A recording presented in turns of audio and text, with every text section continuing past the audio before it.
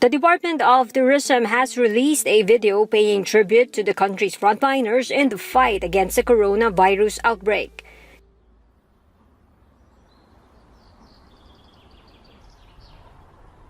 Lift your head, baby, don't be scared of the things that could go wrong along the way. You'll get by with a smile. It features photos and videos of frontliners, doctors, nurses, and other health workers, security personnel, workers in groceries, drugstores, and other essential and critical services. The video also features the Eraserheads' hit song, With a Smile. We'll get by with a smile.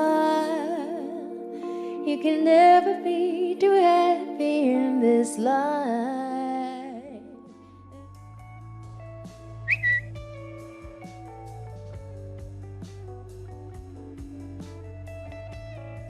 Bea Lorenzo performs a new rendition of the song.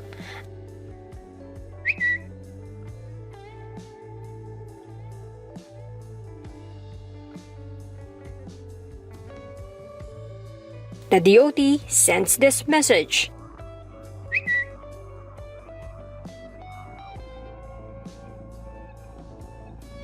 The video made viewers teary-eyed.